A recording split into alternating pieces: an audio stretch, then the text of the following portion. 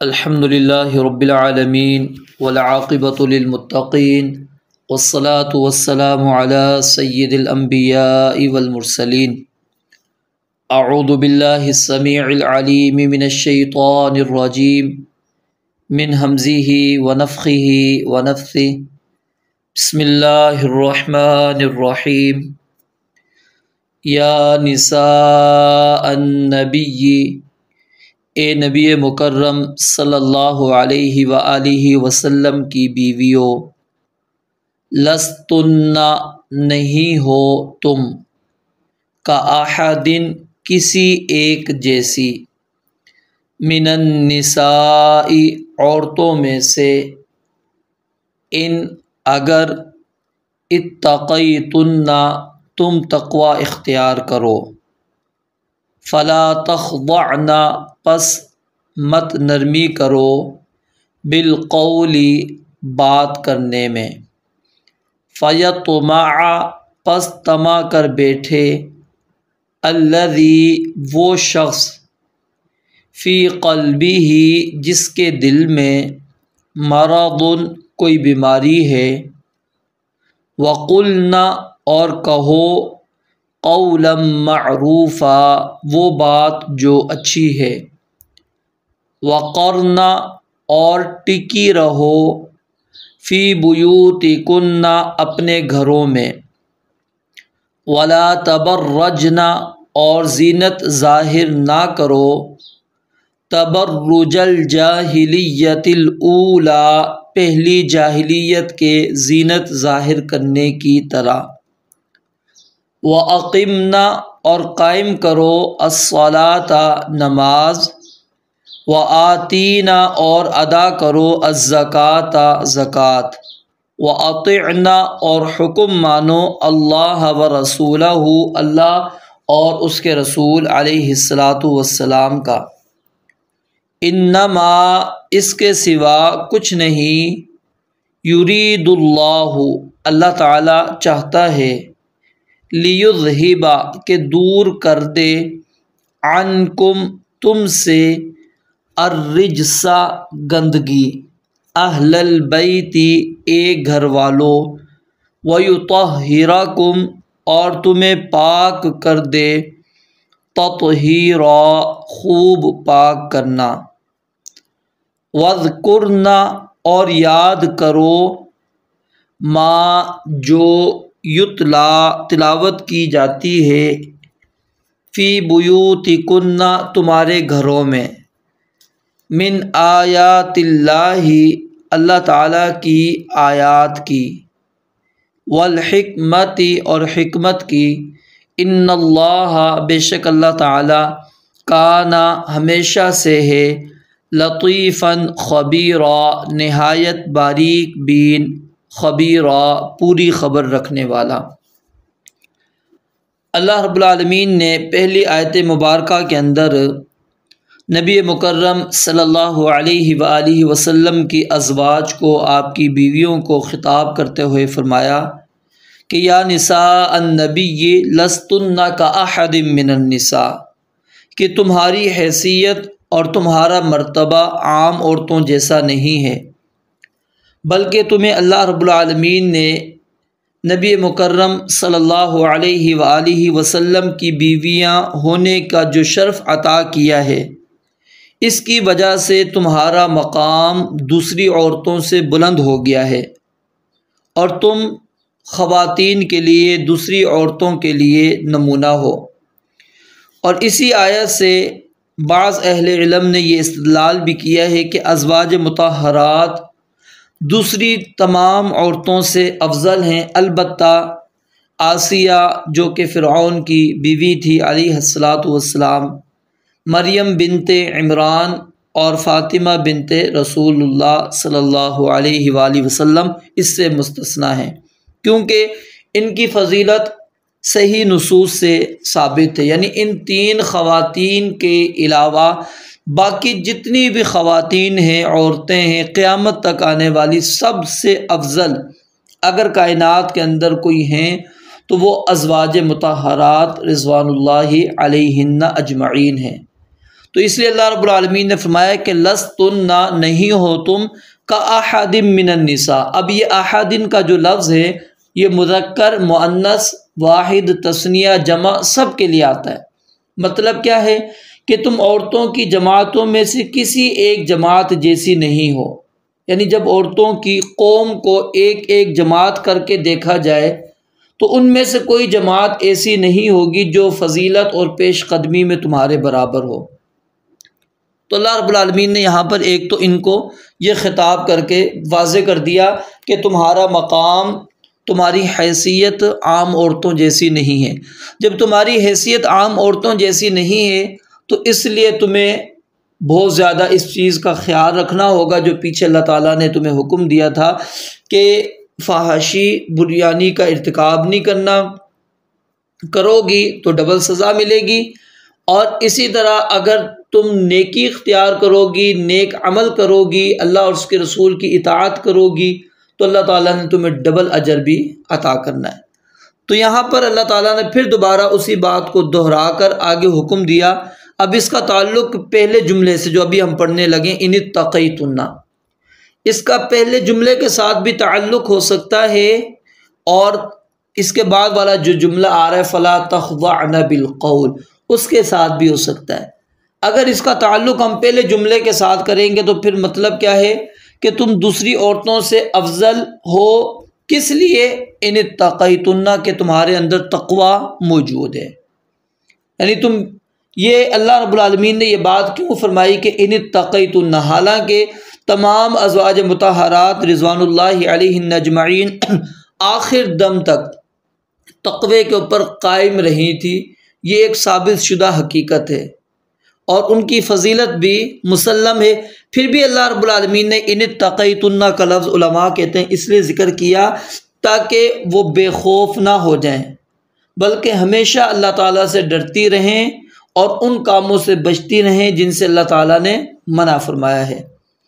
اور اگر اس کا تعلق ہم بعد والے جملے کے ساتھ کر دیں تو پھر کیا معنی بنے گا؟ ان اتقیتن فلا تخضعن بالقول، کہ اگر تم تقوی اختیار کرو تو بات کرنے میں پھر لوچ اور نرمی اختیار نہ کرو۔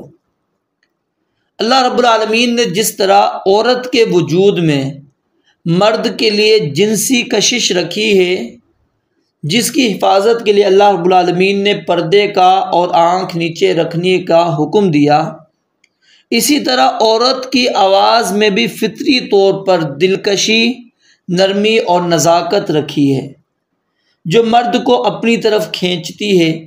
اس لیے نبی مکرم صلی اللہ علیہ وسلم کی ازواج کو اللہ رب العالمین نے یہاں پر حکم دیا کہ مردوں سے بات کرتے وقت ایسا لہجہ اختیار کریں جس میں نرمی اور دلکشی کے بجائے قدر سختی اور مضبوطی ہو۔ کیوں؟ فَيَطْمَعَ الَّذِي فِي قَلْبِهِ مَرَضٌ، تاکہ دل کا کوئی بیمار کسی غلط خیال میں مبتلا ہو کر آگے بڑھنے کی جرأت نہ کرے۔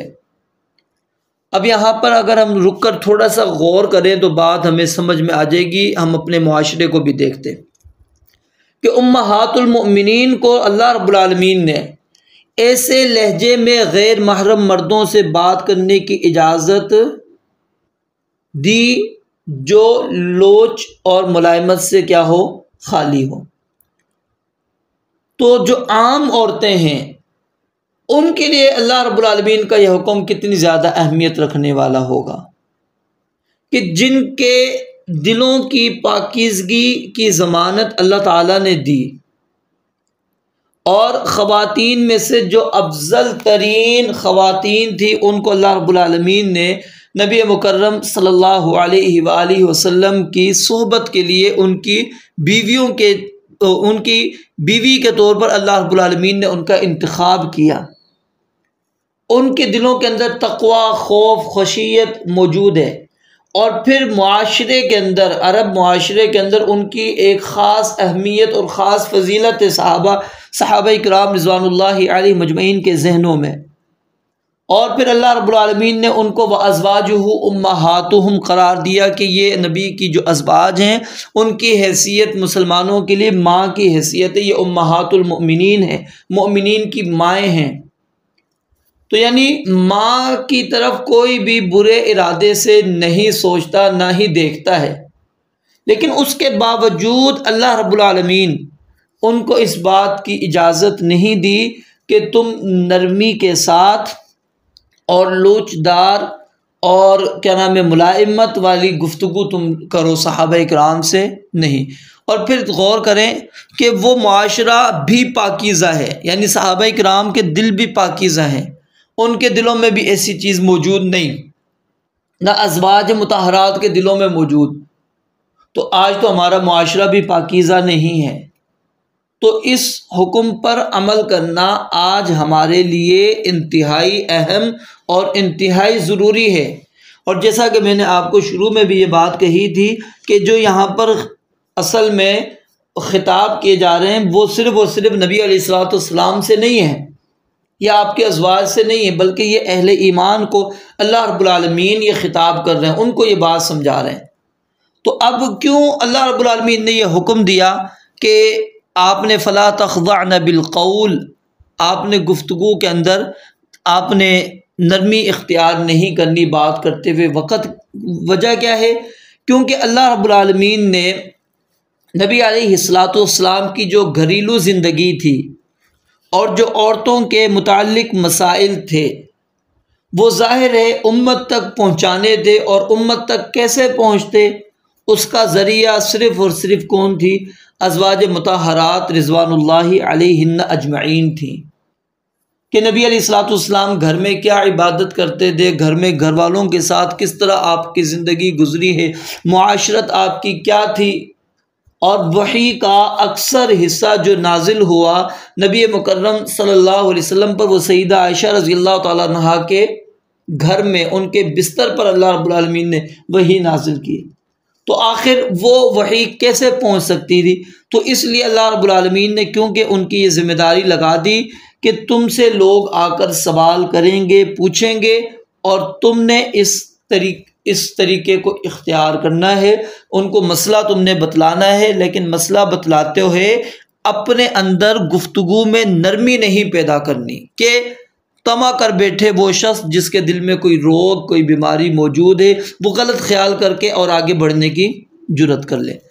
تو عام طور پر آپ نے یہ بات سنا ہوگا کہ عورت کی جو آواز ہے وہ غیر محرم تک نہیں جانی چاہیے، غیر محرم اس کی آواز کو نہیں سن سکتا۔ یہ بات درست نہیں ہے۔ صحیح ترین بات یہی ہے کہ عورت کی آواز کا پردہ نہیں ہے، اگرچہ کچھ ایسے دلائل موجود ہیں اور علماء کا یہ موقف بھی ہے کہ عورت کی آواز کا بھی پردہ ہے۔ ایک دلیل آپ کے سامنے پیش کرتا ہوں۔ نماز کی حالت میں رسول اللہ صلی اللہ علیہ وآلہ وسلم نے فرمایا کہ جب امام سے غلطی ہو جائے، تو مقتدی مرد مقتدی جو ہیں وہ امام کو کیسے تنبیہ کریں گے؟ سبحان اللہ کہہ کر۔ اور خواتین جو ہیں وہ کیا کریں گی؟ اپنی ہتھیلی پر اس طرح ہتھیلی مار کر وہ مخاطب کریں گی، وہ اس طرح اس کو تنبیہ کریں گی۔ یعنی یہاں پر علماء کہتے ہیں کہ غور کریں کہ اب سبحان اللہ نماز کی حالت میں موجود ہیں، خواتین مسجد کے اندر موجود ہیں، پاکیزہ جگہ پر موجود ہیں، پاکیزہ عمل کر رہی ہیں، اللہ کی عبادت کر رہی ہیں، اور اللہ رب العالمین نے وہاں پر کوئی گفتگو نہیں وہ کرنی، صرف اور صرف کیا کہنا ہے؟ انہوں نے سبحان اللہ کہنا ہے، صرف سبحان اللہ کہنا ہے۔ اب اس سبحان اللہ کہنے کی بھی نبی علیہ الصلوۃ والسلام نے ان کو اجازت نہیں دی، بلکہ کیا کہا کہ تم اپنی ہتھیلی پر ہتھیلی مار کر امام کو تنبیہ کرو گی اس کی غلطی پر۔ تو کہتے ہیں اس حدیث پر اگر ہم غور کریں تو اس سے یہ بات سمجھ میں آتی ہے کہ عورت کو اپنی آواز چھپا کر رکھنی چاہیے، عورت اپنی آواز کو ظاہر نہ کرے، عورت اپنی آواز کا پردہ رکھے، اس کو لوگوں کے سامنے کھول کر لوگوں کے سامنے واضح نہ کرے اپنی آواز کو۔ ہاں جہاں ضرورت ہے وہ ایک الگ چیز ہے۔ تو اس لیے بہرحال یہ بھی علماء کا موقف ہے، لیکن صحیح موقف جس کو زیادہ علماء راجح قرار دیتے ہیں وہ یہی ہے کہ عورت کی آواز کا پردہ نہیں ہے، اگر وہ غیر محارم اس کو سن لیتے ہیں تو کوئی مسئلہ نہیں ہے، کیونکہ یہ حکم جو ابھی ہم پڑھ رہے ہیں یہ امہات المؤمنین کے ساتھ خاص نہیں ہے، بلکہ امت کی تمام عورتوں کے لیے ہے، اور ازواج مطہرات امت کی عورتوں کے لیے کیا ہیں؟ نمونہ ہے۔ اور آگے جب آیات آپ پڑھیں گے اس میں بھی یہی چیز اللہ رب العالمین نے حکم دیا، اگرچہ خطاب کر کے کس کو دیا ہے؟ امہات المؤمنین کو، لیکن وہ حکم سب کے لیے ہے، وگرنہ پھر کیا ہوگا؟ جو دوسری عورتیں ہیں ان کے لیے جاہلیت کے زمانے کی عورتوں کی طرح زیب و زینت کے عام اظہار کی اجازت ہوگی پھر، جبکہ اللہ رب العالمین نے سورہ نور کے اندر زور سے زمین پر پاؤں مار کر مخفی زینت کے اظہار کی بھی اجازت نہیں دی، کہ کوئی وہ پاؤں اس طرح زور سے مار کے چلے کہ جو اس نے پاؤں کے اندر پازیب وغیرہ پہنی ہوئی ہے وہ بھی ظاہر ہو جائے، وہ زینت ان کی کھل جائے۔ تو فلا تخضعن بالقول، اس کے اوپر خواتین کو بہت زیادہ اہمیت، بہت زیادہ ان کو توجہ دینی چاہیے کہ فلا تخضعن بالقول، کہ اپنی بات کرتے وقت نرمی اختیار نہیں کرنی۔ یہ تو دیکھیں نا، دین کا مسئلہ بیان کرتے ہوئے غور کرتے چلے جائیے، دین کا مسئلہ بیان کرتے ہوئے ازواج مطہرات رضوان اللہ علیہن اجمعین کو اللہ رب العالمین نے یہ طریقہ اختیار کرنے کا حکم دیا ہے۔ آج ہماری خواتین اگر ہم غور کریں تو کیا کرتی ہیں؟ دکانوں پر خود جاتی ہیں، شاپنگ خود کرتی ہیں، مرد موجود بھی ہوتے ہیں پھر بھی وہ اپنی نرم لہجہ، ملائمت والے لہجے کے ساتھ دکاندار سے گفتگو کرنا شروع کر دیتی ہیں۔ تو یہ جو ہے درست بات نہیں ہے، ان سے بچنا چاہیے۔ یہ اللہ رب العالمین نے اگرچہ اجازت دی ہے، آگے آئے گا مسئلہ کہ وہ گھر سے باہر بھی جا سکتی ہے ضرورت کے تحت، لیکن اس طرح کی ہم نے جو بے جا قسم کی اپنے لیے اجازتیں نکالنی یہ درست نہیں ہے۔ اب جب اللہ رب العالمین نے یہ نرمی سے بات کرنے کی ممانعت کی کہ آپ نے نرمی سے بات نہیں کرنی، تو اس کا مطلب یہ نہیں ہے کہ تم ایسی بات کرو جو اخلاق کے ہی منافی ہو اور اس میں مخاطب کی بے عزتی ہو، بلکہ یہاں پر مطلوب کیا ہے کہ لہجے کے اندر مضبوطی ہونی چاہیے، اور بات کیا ہے؟ وَقُلْنَا قَوْلًا مَعْرُوفًا، اچھی اور دستور کے مطابق ہونی چاہیے، بات کے اندر مضبوطی ہو، لہجے کے اندر مضبوطی ہو، مخاطب کی بے عزتی مقصود نہ ہو۔ اور آگے اللہ رب العالمین نے فرمایا وَقَرْنَا، اور ٹکی رہو۔ اب یہ خطاب کس کو کیا جا رہا ہے؟ رسول اللہ صلی اللہ علیہ وآلہ وسلم کی ازواج کو۔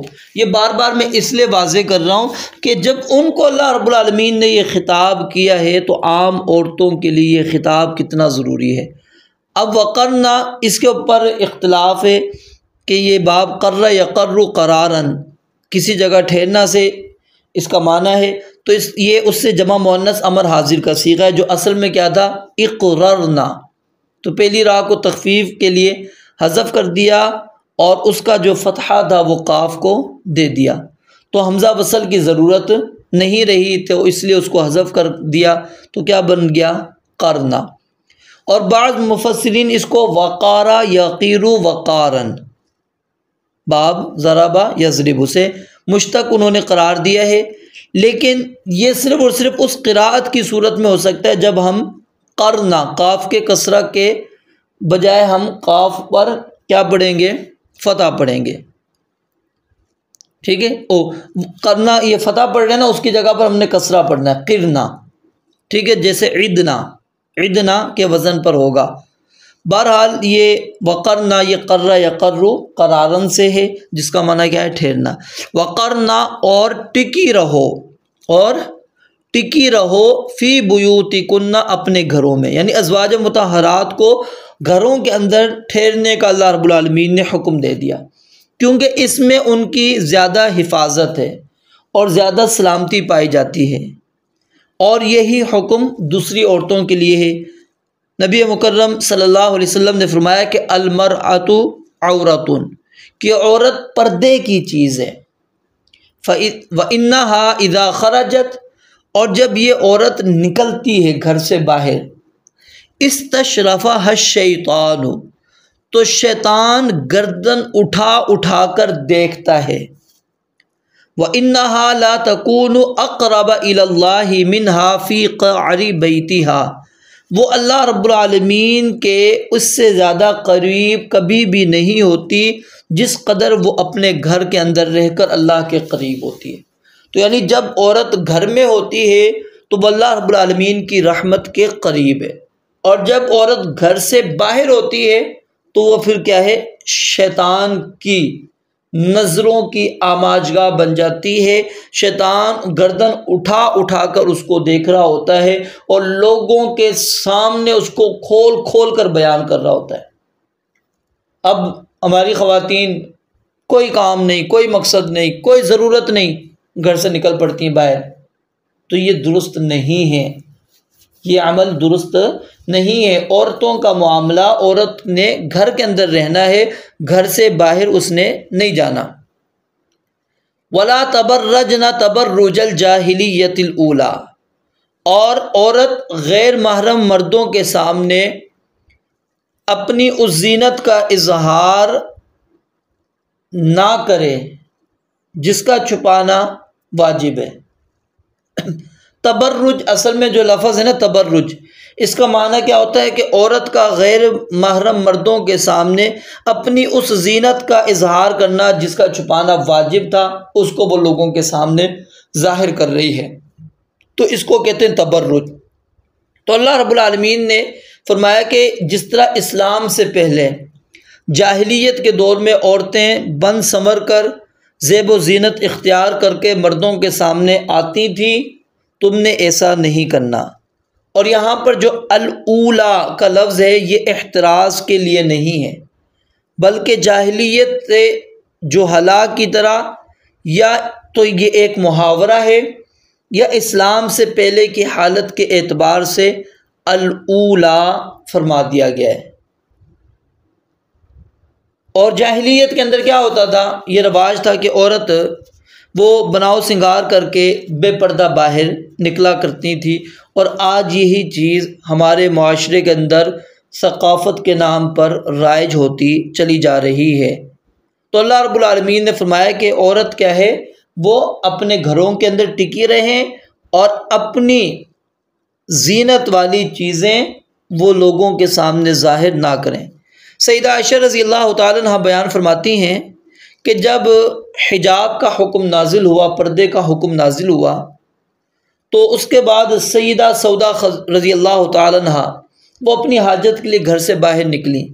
اب وہ جسیم عورت تھیں، تھوڑی موٹی عورت تھیں، تو پہچاننے والے پر مخفی نہیں رہتی تھیں، یعنی لوگ ان کو پہچان لیا کرتے تھے کہ یہ سیدہ سودا رضی اللہ تعالیٰ عنہا ہیں۔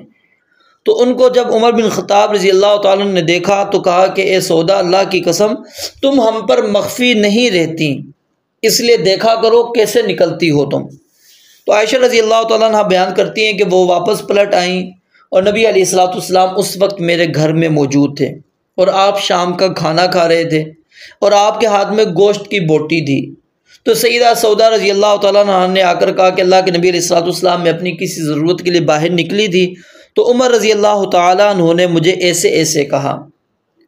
فرماتی ہیں کہ اللہ رب العالمین نے اسی حال میں آپ علیہ الصلوۃ والسلام پر وحی نازل فرمائی، اور وہ بوٹی آپ کے ہاتھ ہی میں تھی، آپ نے ابھی وہ رکھی بھی نہیں تھی۔ کیا فرمایا آپ علیہ الصلوۃ والسلام نے کہ انہ قد اذن لکن ان تخرجن لحاجتکن۔ صحیح بخاری کی روایت ہے کہ تم عورتوں کو اللہ رب العالمین نے اجازت دے دی ہے کہ تم اپنی حاجت کے لیے گھر سے باہر نکلو، کہ اپنی حاجت ضرورت ہے تم گھر سے باہر نکل سکتی ہو، اتنی پابندی نہیں ہے کہ تم ہمیشہ گھر میں رہو۔ اور یہاں پر عمر بن خطاب رضی اللہ تعالیٰ عنہ ان کا منشا کیا تھا کہ وہ عورتوں کے باہر نکلنے پر مکمل طور پر پابندی لگانے کے خواہش مند تھے۔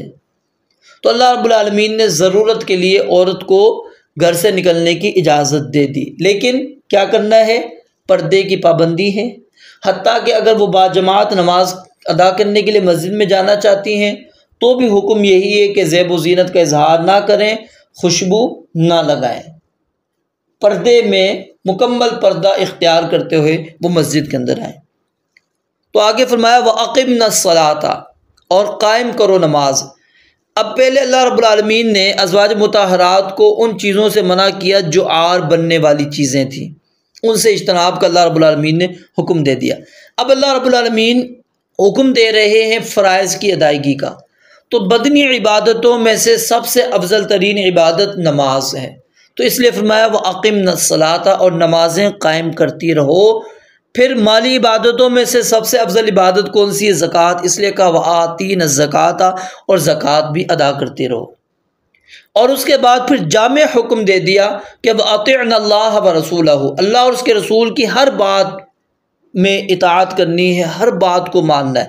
صرف یہ نہیں ہے کہ ہم نے تمہیں نماز اور روزے کا بتا دیا ہے کہ بس اس میں ماننی، نہیں، ہر ایک چیز کے اندر تم نے اللہ اور اس کے رسول علیہ الصلاۃ والسلام کی اطاعت کرنی ہے۔ اور علماء کہتے ہیں کہ اس آیت میں اشارہ ہے کہ ازواج مطہرات رضوان اللہ علیہن اجمعین کے لیے کہ تمہارے لیے بشارت ہے کہ تم پر اب خوشحالی کا وقت آنے والا ہے۔ کیوں؟ کہ تم آتین الزکوٰۃ، کہ زکوٰۃ ادا کرو گی۔ زکوٰۃ کب بندہ ادا کرے گا؟ جب اس کے پاس مال کی فراوانی ہوگی۔ اور پھر اللہ رب العالمین نے خیبر کی فتح کے بعد وہ تنگی کا وقت ان سے ختم کر دیا۔ پھر خلفائے راشدین کے زمانے میں جب روم، شام، مصر، فارس فتح ہوئے تو امہات المؤمنین میں سے ہر ایک کا جو سالانہ وظیفہ مقرر ہو گیا وہ 12,000 درہم تھا، جو تقریباً 1,000 دینار، یعنی 4.5 کلو سونا، 4.5 کلو سونے کے برابر ہر ازواج مطہرات میں سے ہر ایک کو سال کا وظیفہ ملتا تھا۔ لیکن اتنا مال آنے کے باوجود ازواج مطہرات رضوان اللہ علیہن اجمعین وہ اللہ کی راہ کے اندر خرچ کر دیا کرتی تھی۔ کیوں؟ کہ نبی علیہ الصلوۃ والسلام نے ان کی یہ تربیت کی تھی۔ اور فرمایا انما یرید اللہ، کہ اللہ تعالیٰ نے یہ جو تمہیں حکم دیا ہے تم نے لوچدار آواز کے ساتھ بات نہیں کرنی، جاہلیت کے اظہار زینت کی طرح تم نے زینت کے اظہار نہیں کرنا۔ اس سے مقصد اللہ رب العالمین فرماتے ہیں تمہاری تذلیل نہیں ہے یا تم سے ناراضگی کا اظہار نہیں ہے، بلکہ اللہ رب العالمین کیا چاہتے ہیں؟ انما یرید اللہ، کہ اس کے سوا کچھ نہیں، اللہ رب العالمین چاہتا ہے لیذھب عنکم الرجس، تاکہ تم سے ظاہری اور باطنی ہر قسم کی گندگی کو دور کر دے اور تمہیں ہر قسم کے عیب سے خوب اچھی طرح پاک اور صاف رکھے۔ اب یہاں پر پھر ایک سوال ذہن میں آتا ہے کیا نعوذ باللہ پہلے ازواج مطہرات ایسی تھیں جن کے اندر گندگی موجود تھی؟ نہیں، قرآن مجید کے اندر ایک آیت ہے، اللہ رب العالمین نے سورہ یوسف کے اندر یوسف علیہ السلام کے بارے میں بیان فرمائی، اور وہ کیا ہے؟ انی ترکت ملت قوم لا یؤمنون باللہ وہم بالآخرۃ ہم کافرون۔ اب یہاں پر جو ترکتو، کہ بے شک میں چھوڑتا ہوں، یہ ترکتو کا لفظ جو ہے استعمال کیا اللہ رب العالمین نے کس کے لیے؟ کسی چیز سے بچے رہنے کے لیے۔ یہ نہیں ہے کہ نعوذ باللہ سیدنا یوسف علیہ السلام پہلے شرک کرتے تھے تو اس لیے کہا کہ اب میں اس کو چھوڑ رہا ہوں، نہیں، بلکہ اس سے بچے رہنے کے لیے اللہ رب العالمین نے یہ لفظ استعمال کیا۔ تو اسی طرح یہاں پر اللہ رب العالمین نے یہ بات کہی کہ لیذھب عنکم الرجس، تاکہ تم سے گندگی کو اللہ رب العالمین دور کر دے۔ مراد یہ ہے کہ اللہ تعالیٰ تمہیں بچا کر رکھے۔ اہل البیت، اب اہل البیت سے پہلے یا محذوف ہے، یا اہل البیت، اس وجہ سے یہ منصوب ہے، ایک گھر والوں۔ اب اس آیت کے ساتھ جو ظلم اور زیادتی کی جاتی ہے، جو ناانصافی کی جاتی ہے، وہ آپ کے سامنے بالکل واضح، اور وہ کیا ہے کہ اس آیت کے ٹکڑے کا مصداق صرف اور صرف کس کو بنا دیا جاتا ہے؟ سیدنا علی رضی اللہ تعالی عنہ کو، سیدہ فاطمہ رضی اللہ تعالی عنہا کو، سیدنا حسن رضی اللہ تعالی عنہ کو، اور سیدنا حسین رضی اللہ تعالی عنہ کو، کہ یہ 4 افراد ہیں جن کے بارے میں اللہ تعالیٰ نے یہ آیت بیان فرمائی ہے کہ انما یرید اللہ لیذھب عنکم الرجس اہل البیت ویطہرکم تطہیرا۔ اور حقیقت کے اندر آپ پیچھے پڑھتے ہوئے آ رہے ہیں، کس سے خطاب ہو رہا ہے؟ کن کو اللہ رب العالمین نے خطاب کیا؟ کن کو اللہ رب العالمین حکم دے رہے ہیں؟ اور کون کون سی ضمائر استعمال ہوئی ہیں آپ اچھی طرح جانتے ہیں کہ ازواج مطہرات کو جمع مؤنث کی ضمائر اللہ رب العالمین نے استعمال کر کے اللہ رب العالمین نے خطاب کیا ہے، ٹھیک ہے؟ تو یہ ازواج مطہرات رضوان اللہ علیہن اجمعین یہ واضح طور پر اس کے اندر شامل ہیں، کیونکہ نبی علیہ الصلاۃ والسلام کی جو گھر والیاں ہیں، آپ کی جو بیویاں ہیں، ان کو اللہ رب العالمین نے کیا کہا؟ اہل البیت۔ اور آگے جو آیت آئے گی وَاذْكُرْنَ مَا يُتْلَىٰ فِي بُيُوتِكُنَّ، وہ بھی اس چیز کو ہی واضح کر رہی ہے کہ اس کے اندر خطاب کن سے کیا گیا ہے؟ ازواج مطہرات۔ اب یہ جو مفہوم نکالنے کی کوشش کی گئی کہ یہ 4 افراد ہی اہل بیت ہیں، اس کی وجہ کیا ہے؟ وہ کہتے ہیں کہ اللہ رب العالمین نے دیکھو یہاں پر کیا ضمیر استعمال کی؟ لیُذْہِبَ عَنْکُم، عنکم کی ضمیر استعمال کی، کیونکہ سیدنا علی مرد، سیدنا حسن مرد، سیدنا حسین مرد، اب سیدہ فاطمہ خاتون ہے، تو 3 مرد تھے، تو اس وجہ سے اللہ رب العالمین نے عنکم کی ضمیر جمع مذکر والی اللہ رب العالمین نے استعمال کر لی۔ اب ہم ذرا دیکھتے ہیں کہ کیا اہل عرب خواتین سے خطاب کرتے وقت کم کی ضمیر استعمال کرتے تھے یا نہیں کرتے تھے؟ اہل عرب کا یہ دستور تھا، جب وہ خواتین سے خطاب کرتے تھے تو ان کے لیے ضمیر کم استعمال کر لیا کرتے تھے۔ قرآن مجید کے اندر بھی موجود ہے، جیسا کہ سورہ ہود کے اندر اللہ رب العالمین نے ابراہیم علیہ السلام اور ان کی بیوی کا تذکرہ کرتے ہوئے فرمایا کہ جب فرشتے ان کے پاس آئے اور ان کو بشارت دی بیٹے کی اور پوتے کی، تو انہوں نے بڑھاپے میں اولاد ہونے پر تعجب کا اظہار کیا، تو فرشتوں نے کیا کہا؟ اتعجبین من امر اللہ۔ اب یہاں پر اتعجبین تو یہ تو واحد کا آ گیا نا صیغہ، ٹھیک ہے، کیا تو تعجب کرتی ہے من امر اللہ، اللہ تعالیٰ کے حکم کے بارے میں؟ رحمت اللہ وبرکاتہ علیکم اہل البیت۔ اب علیکم کا لفظ یہاں پر آ رہا ہے، غور کریں، کم کی ضمیر آ رہی ہے کہ تم پر اللہ کی رحمت ہو، تم پر اللہ کی برکت ہو، ایک گھر والوں۔ اب یہاں پر کم کی ضمیر کے ساتھ اللہ رب العالمین نے خطاب کیا کس کو؟ عورت کو، اور بیوی اہل بیت میں ہے، اس کی واضح دلیل یہاں پر اس آیت کے اندر موجود ہے، کیونکہ ابراہیم علیہ السلام کے ساتھ اس وقت ان کی بیوی تھی اور ان کو اللہ رب العالمین نے علیکم اہل البیت کہا ہے۔ اور پھر اسی طرح ایک مشہور شاعر ہیں عمر بن ابی ربیعہ، ان کا ایک شعر ہے فَإِن شِئْتُ حَرَّمْتُ النِّسَاءَ سِوَاكُمْ، سِوَاكُنَّ نہیں کہا، فَإِن شِئْتُ حَرَّمْتُ النِّسَاءَ سِوَاكُمْ وَإِن شِئْتُ لَمْ أَطْعَمْ نُقَاخًا وَلَا بَرْدًا۔ اب یہاں پر سِوَاكُمْ کی ضمیر اس نے استعمال کی۔ اور پھر اسی طرح جب سیدہ عائشہ رضی اللہ تعالیٰ عنہا پر تہمت لگائی گئی تو ایک دن نبی علیہ السلام ممبر پر خطبہ دیتے ہوئے آپ نے کیا فرمایا تھا کہ یا معشر المسلمین من یعذرنی من رجل قد بلغنی اذاہ فی اہل بیتی۔ اب یہاں پر سیدہ عائشہ رضی اللہ تعالیٰ عنہ کے لیے رسول اللہ صلی اللہ علیہ وسلم نے کیا کہا؟ فی اہل بیتی، کہ کون ہے جو ایسے شخص کے بارے میں میری مدد کرتا جس کی اذیت رسانی اب میرے گھر والوں تک پہنچ گئی ہے۔ اب گھر والوں سے مراد کس کو لیا گیا ہے؟ سیدہ عائشہ صدیقہ رضی اللہ تعالیٰ عنہ کو۔ اب اگرچہ قرآن مجید سے، صحیح احادیث مبارکہ سے اور پھر عرب کی لغات سے یہ بات ثابت ہے کہ اہل بیت کے اندر کون ہے؟ رسول اللہ صلی اللہ علیہ وسلم کی ازواج مطہرات ہیں، لیکن یہ بات بھی صحیح احادیث سے ثابت ہے کہ نبی علیہ السلام نے سیدنا علی رضی اللہ تعالیٰ عنہ کو، سیدہ فاطمہ رضی اللہ تعالیٰ عنہ کو، سیدنا حسن رضی اللہ تعالیٰ عنہ کو اور سیدنا حسین رضی اللہ تعالیٰ عنہ کو بھی اہل بیت کے اندر شمار کیا، اور اللہ رب العالمین سے دعا کر کے ان کو اہل بیت کے اندر شامل کروایا۔ جیسا کہ جامع ترمذی کے اندر روایت موجود ہے، نبی علیہ السلام کے ربیب عمر بن ابی سلمہ بیان کرتے ہیں کہ یہ آیت جو ہے انما یرید اللہ لیذھب عنکم الرجس، یہ آیت نبی علیہ السلام پر اس وقت نازل ہوئی جب نبی علیہ السلام ام سلمہ رضی اللہ تعالیٰ عنہ کے گھر میں موجود تھے۔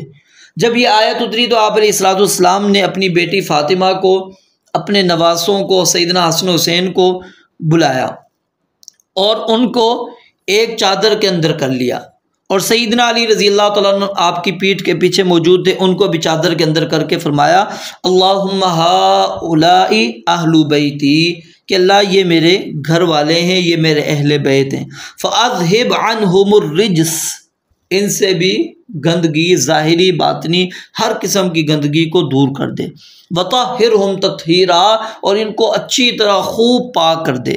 قالت ام سلمہ رضی اللہ تعالیٰ عنہ نے کہا وَأَنَا مَعَهُمْ یا رسول اللہ، اور میں بھی ان کے ساتھ ہوں اللہ کے نبی علیہ الصلوۃ والسلام۔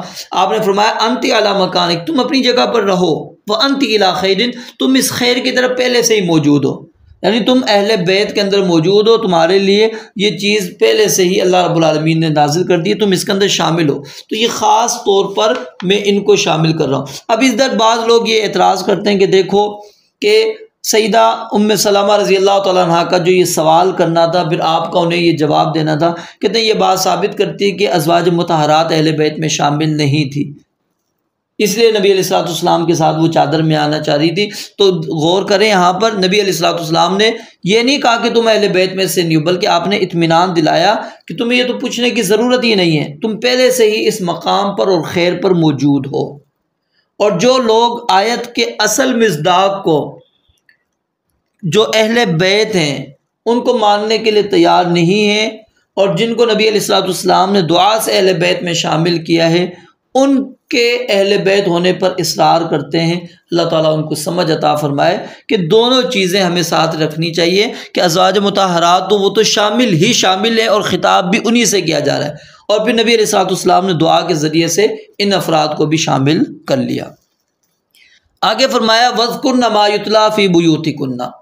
اب پچھلی آیات کے اندر امہات المومنین کو کس کا حکم دیا تھا اللہ تعالیٰ نے؟ عمل کا، یعنی نمازیں پڑھنی ہے، زکوٰۃ ادا کرنی ہے، اللہ اور اس کے رسول علیہ الصلوۃ والسلام کی اطاعت کرنی ہے، اور پھر اللہ رب العالمین نے چیزوں سے بچنے کا بھی حکم دیا، اجتناب کا بھی حکم دیا۔ اب اللہ رب العالمین ان کو حکم دے رہے ہیں علم حاصل کرنے کا اور آگے پہنچانے کا۔ یہاں سے یہ بات بھی ثابت ہوئی کہ تمام عورتوں کے لیے یہ دلیل ہے کہ وہ بھی دین کا علم حاصل کریں۔ وَاذْكُرْنَ، اور یاد کرو۔ اب یہ جو ذکر ہے نا، اس کا معنی کیا ہوتا ہے؟ دل میں یاد کرنا اور یاد رکھنا، اور کسی کلام کو زبان پر لانا، یہ تینوں اس کے اندر معنی شامل ہیں۔ یعنی کسی چیز کو دل میں یاد کرنا، پھر اس کو ذہن میں دل میں یاد رکھنا، اور پھر اسی کلام کو زبان پر لانا۔ یعنی اللہ رب العالمین نے یہاں پر یہ بات بیان فرما دی کہ وَاذْكُرْنَ مَا يُتْلَىٰ فِي بُيُوتِكُنَّ، کہ جو تمہارے گھروں میں اللہ تعالیٰ کی آیات اور حکمت کی جو تلاوت کی جاتی ہیں، جو وحی اترتی ہیں، ان کو خود بھی یاد کرو اور یاد رکھو بھی، اور کبھی اس سے غفلت نہ برتو، اسے دوسرے لوگوں تک پہنچا دو، کیونکہ نبی علیہ الصلوۃ والسلام کی ذمہ داری یہ تھی کہ اللہ تعالیٰ کے احکام امت تک پہنچا دیں۔ اگر آپ امت میں سے ایک مرد یا ایک عورت تک کوئی حکم پہنچا دیتے، آپ کا فریضہ ادا ہو جاتا۔ آپ کے اوپر یہ فرض نہیں تھا کہ ہر ایک تک بنفس نفیس ہر ایک تک پیغام پہنچ جائے۔ اس لیے نبی علیہ الصلوۃ والسلام نے ہم میں سے ہر ایک کی یہ ذمہ داری لگا دی کہ بلغوا عنی ولو آیا، کہ میری طرف سے آگے بات پہنچا دو، چاہے تمہارے پاس ایک آیت ہی ہو، ایک آیت ہی ہو۔ تو اس لیے ازواج مطہرات کو خاص طور پہ اللہ رب العالمین نے حکم دیا، کیونکہ نبی علیہ الصلوۃ والسلام کے جو معاملات تھے گھریلو زندگی، جن کا علم صرف اور صرف کن کو تھا؟ ازواج مطہرات رضوان اللہ علیہن اجمعین۔ تو اس لیے اللہ رب العالمین نے فرمایا کہ ان آیات کو اور حکمت کو یاد کرو اور یاد رکھو، اور پھر لوگوں کے سامنے اس کو بیان کرو۔ اور پھر امہات المؤمنین نے یہ فریضہ انتہائی خوش اسلوبی کے ساتھ اور پوری ذمہ داری کے ساتھ انہوں نے ادا کیا۔ جو دینی مسائل کا بہت بڑا حصہ ہمیں پہنچا ہے، وہ انہی ذرائع سے پہنچا ہے۔ اور صحابہ اکرام رضوان اللہ علیہم اجمعین کو جب بھی کوئی مشکل پیش آتی تھی تو وہ کس سے پوچھتے تھے؟ ازواج مطہرات سے، اور خاص طور پر سیدہ عائشہ رضی اللہ تعالیٰ عنہا کی طرف سے انتہائی تسلی بخش جواب ان کو مل جایا کرتا تھا۔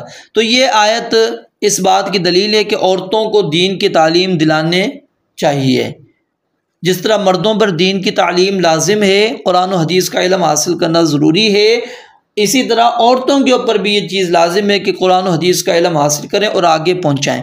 اب آگے پہنچانے کے اندر عورت جو ہے مرد کی طرح ذمہ دار نہیں ہے. یعنی جس طرح کے موجودہ دور کو ہم سمجھ لیں کہ ہم سوشل میڈیا کا استعمال کرتے ہیں، یا جو ہماری اعلانیہ طور پر مجالس ہوتی ہیں، ہمارے پروگرام ہوتے ہیں، کانفرنسیں ہوتی ہیں، اس طرح خواتین کی اعلانیہ طور پر کانفرنسیں نہیں ہوں گی کہ جس کے اندر مرد بھی آ جائیں. ہاں وہ یہ کام کریں گی خواتین اپنی مجلسوں، خواتین کی مجلسوں میں وہ کام کریں گی. ہاں الا یہ کہ اگر کہیں پر کسی کو کوئی علم نہیں ہے تو مرد آ کر بھی سوال کر سکتا ہے، کوئی ممانعت نہیں ہے عورت سے. لیکن عورت جس طرح آج سوشل میڈیا کے اوپر چل پڑی ہے اور وہ اس نے اپنی یہ سمجھ لی کہ میری یہ ذمہ داری ہے کہ میں ہی یہ دعوت کا کام کروں گی، تو یہ عمل درست نہیں ہے. اگر یہ ہوتا تو اللہ رب العالمین کسی نہ کسی ایک خاتون کو رب العالمین نبی بنا دیتے. تو اللہ تعالیٰ نے کسی عورت کو بھی نبی نہیں بنایا. تو یہ اس کی طرف بھی ہمیں توجہ کرنی چاہیے. تو وَاذْكُرْنَ اور یاد کرو ما یتلا جو تلاوت کی جاتی ہیں فی بیوتکن تمہارے گھروں میں. تمہارے گھروں میں سے مراد کس کے گھر ہیں؟ ازواج مطہرات. اور ازواج مطہرات کا گھر کس کا ہے؟ رسول اللہ صلی اللہ علیہ وسلم کا گھر. تو یہ بھی آیت واضح کرتی ہے. من آیات اللہ اللہ تعالیٰ کی آیات، اس سے مراد کیا ہے؟ قرآن کریم کی آیات. والحکمہ اور حکمت. حکمت کا لفظی معنی تو ہوتا ہے دانائی، عقل کی بات، لیکن مراد اس سے کیا ہے؟ قرآن مجید کے علوم اور اس کے معانی جو نبی علیہ الصلوۃ والسلام بیان فرماتے ہیں. اور اسی طرح اس کے اندر نبی علیہ الصلوۃ والسلام کے جملہ اقوال، جملہ افعال اور جملہ احوال سب کے سب اس کے اندر آ جاتے ہیں، کیونکہ وہ بھی قرآن کریم کی کیا ہیں؟ عملی تفسیر ہیں. سیدہ عائشہ رضی اللہ تعالیٰ عنہ نے جیسا کہ فرمایا تھا کان خلقہ القرآن، کہ قرآن آپ کا خلق تھا، یعنی آپ کی طبعی عادت بن چکا تھا، آپ کا ہر کام خود بخود قرآن مجید کے مطابق ہوتا تھا. تو اس لیے امام شافعی رحمۃ اللہ علیہ اور دوسرے ائمہ نے بہت سے دلائل سے ثابت کیا ہے کہ الحکمہ سے مراد کیا ہے؟ سنت ہے. اب بعض لوگ یہاں پر یہ شبہ پیش کرتے ہیں کہ قرآن کی طرح سنت کی بھی تلاوت ہوتی تھی، مگر یہ شبہ جو ہے بیکار ہے. کیوں؟ کیونکہ تلاوت کا جو لفظ ہے وہ بعد میں قرآن مجید کی تلاوت کے لیے خاص کیا گیا ہے، پہلے یہ لفظ نہیں ہوتا تھا. جیسا کہ سورہ بقرہ کے اندر اللہ رب العالمین نے شیاطین نے جو سلیمان علیہ الصلوۃ والسلام کی طرف منسوب کر کے لوگوں کو باتیں سنائی تھی، اس کے بارے میں اللہ تعالیٰ کیا فرماتے ہیں؟ وَاتَّبَعُوا مَا تَتْلُو الشَّيَاطِينُ عَلَىٰ مُلْكِ سلیمان، کہ اور وہ اس چیز کے پیچھے لگ گئے جو شیاطین سلیمان علیہ الصلوۃ والسلام کے عہد حکومت میں پڑھتے تھے. تو ظاہر ہے وہاں تلاوت سے مراد کیا؟ لوگوں کو سنانا تھا. ٹھیک ہے، لیکن اگر حدیث کو کوئی بندہ یاد کرتا ہے تو اس کو بار بار پڑھنی پڑے گی، اور یہ اس کے پڑھنے میں اور قرآن مجید کے پڑھنے میں کیا ہے؟ فرق ہے. تو فرمایا والحکمہ اور حکمت. تو یہ آیت بھی واضح دلیل ہے کہ ازواج مطہرات جو ہیں وہ اہل بیت ہیں. ان اللہ کان لطیفا خبیرا. لطف کس کو کہتے ہیں؟ بے حد مہربانی کے ساتھ باریک بینی اور خفیہ طریقے سے کسی کام کو ادا کرنا، یعنی جس کے اندر انتہائی شفقت، انتہائی مہربانی موجود ہو، اور ساتھ میں باریک بینی اور خفیہ طریقے سے جو کام کیا جائے اس کو کہتے ہیں لطیف. تو یہاں دونوں صفات ذکر کرنے میں کئی باتوں کی طرف اشارہ ہے. مثال کے طور پر اللہ رب العالمین کا تمام عورتوں میں سے ازواج مطہرات کو نبی علیہ الصلوۃ والسلام کی صحبت کے لیے چننا، پھر ان کی طہارت کا اہتمام کرنا، پھر انہیں علم و عمل کا کمال حاصل کرنے کا موقع عطا کرنا، اس کے مخفی سے مخفی امور سے واقف ہونا، اس کے نہایت مہربان ہونے اور ہر چیز سے پوری طرح باخبر ہونے کا نتیجہ ہے. اور اس لیے اللہ رب العالمین نے جب ان کو اس کا اہل سمجھا تو اس مرتبے کے لیے ان کا انتخاب کر لیا. اور اس آیت میں یہ ایک اشارہ اس جانب بھی ہے کہ ازواج مطہرات کے خرچے میں اضافے کا جو انہوں نے مطالبہ کیا تھا، جو آیات اتری تھی، تو اللہ رب العالمین نے کہا حالات بظاہر کیا ہیں؟ تمہارے لیے مشکل ہیں، لیکن اگر تم اللہ اور اس کے رسول علیہ الصلوۃ والسلام کو اور آخرت کو ترجیح دو گی تو آخرت کی نعمتوں کے ساتھ دنیا کی خوشحالی بھی کچھ دور تم سے نہیں ہے. اللہ تعالیٰ جو چاہتا ہے ایسے باریک طریقوں سے وجود میں لے آتا ہے جو کسی کی سوچ میں بھی نہیں ہو سکتا. تو ان آیات کے اندر اگر ہم غور کریں جو ازواج مطہرات رضوان اللہ علیہن اجمعین سے اللہ رب العالمین نے خطاب کیا، یہ پورے رکوع کے اندر سب سے پہلے اللہ رب العالمین نے ان کو کیا کہا تھا کہ اگر تم زیب و زینت چاہتی ہو تو میرے پاس آؤ، میں زیب و زینت دوں گا اور تمہیں چھوڑ دوں گا۔ اگر تم اللہ اور اس کے رسول کو چاہتی ہو اور آخرت کا گھر چاہتی ہو تو اللہ تعالیٰ نے تمہیں بہت ساری تمہارے لیے نیکیاں، بہت بڑا اجر اللہ رب العالمین نے تیار کیا ہے۔ پھر اللہ رب العالمین نے ان کو کچھ آداب سکھائے۔ پہلا ادب یہ سکھایا کہ تم نے بدخلقی استعمال نہیں کرنی، ٹھیک ہے، نبی علیہ الصلوۃ والسلام کو اذیت نہیں دینی، تکلیف نہیں دینی، فحاشی کا ارتکاب نہیں کرنا، اگر کرو گی تو ڈبل سزا ملے گی۔ پھر اگر نیکی کرو گی، اللہ اور اس کے رسول کی اطاعت کرو گی، نیک عمل کرو گی تو اللہ تعالیٰ نے تمہیں اجر بھی ڈبل دینا ہے۔ اور پھر اس کے بعد اللہ رب العالمین نے کہا تم عام عورتوں کی طرح نہیں ہو کہ تم عام عورتوں کی طرح لوگوں سے گفتگو کرو، بات چیت کرو، ٹھیک ہے، بات چیت کرتے ہوئے تم نرمی ملائمت اختیار کرو، اور نہ ہی جو ہے تم جو ہے اپنی گفتگو کے اندر کوئی اس طرح کی بات لے کر آؤ جو بد اخلاقی کا پر مشتمل ہو، نہیں، اچھی معروف بات تم نے کہنی ہے۔ اور پھر اپنے گھروں کے اندر ٹکی رہو، گھر سے باہر نہیں جانا، ہاں ضرورت ہے پھر جا سکتی ہو۔ جاہلیت والا جو زیدنت کے اظہار کرنے کا طریقہ تھا، پھر بے پردہ نکل جانا، لوگوں کے سامنے آ جانا، یہ طریقہ بھی تم اختیار نہ کرو۔ نمازیں قائم کرو، زکوٰۃ ادا کرو، اللہ اور اس کے رسول کی اطاعت کرو، اور جو کچھ وحی کیا جا رہا ہے نبی علیہ الصلوۃ والسلام پر اس کو خوب اپنے ذہن میں یاد رکھو، پھر آگے لوگوں تک پہنچاؤ بھی۔ یہ اللہ تعالیٰ نے چند احکامات دیے تھے، کن کو؟ ازواج مطہرات کو، اور یہی احکامات ہماری خواتین کو بھی ہیں، ان کو بھی ان آیات کے اوپر غور کرنا چاہیے۔ رب العالمین سے دعا ہے اللہ تعالیٰ سمجھنے عمل کرنے کی توفیق عطا فرمائے۔ وآخر دعوانا الحمدللہ رب العالمین۔